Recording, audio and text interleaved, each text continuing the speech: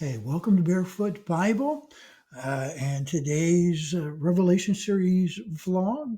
But don't forget, Barefoot Bible is also the home for some daily posts, some real encouragement for the average Christian, a place of comfort if you're struggling, and some of the other Christians that I follow really will help you bring peace through life's storms and just watching that video. But thanks for tuning in. And today's video will be Will Satan's Kingdom Fall? And it will explain Revelations 18, 4 through 8. So let's jump in and get started together.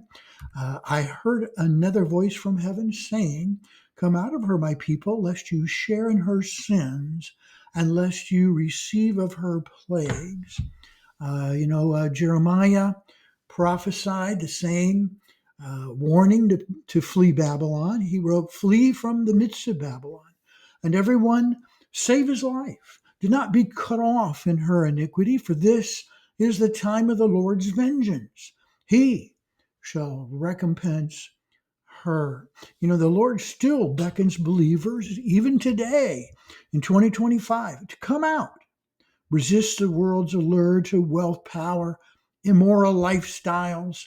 And coming up in the next verse, John highlights God's perspective on the causes that will lead to the final judgment of the Antichrist's Babylon. It reminds us of the importance of our faithfulness and righteousness in serving God. Verse 5, "For her sins have reached to heaven, and God has remembered her iniquities."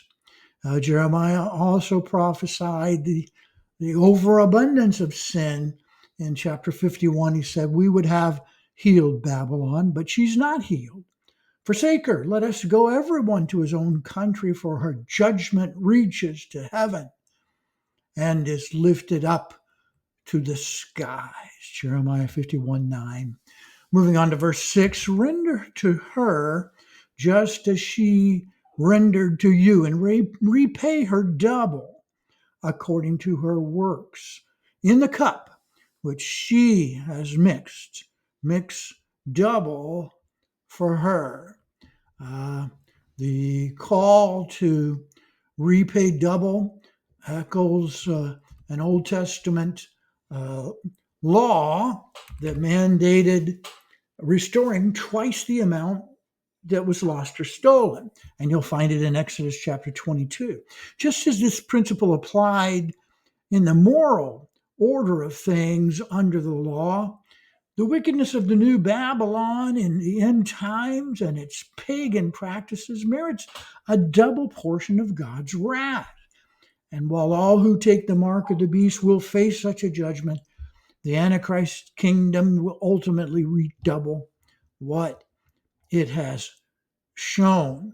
Let me move on here past this one. Here we go. Revelation 18:7 also wrote, "In the measure that she glorified herself and lived luxuriously, in the same measure give her torment and sorrow. For she says in her heart, I sit as a queen and am no widow and will not see sorrow." Many leaders lust for power, for wealth, enjoy widespread wickedness. They lose all sense of shame and fear of any consequences. Read 1 Timothy 4, verses 1 and 2. Most are convinced.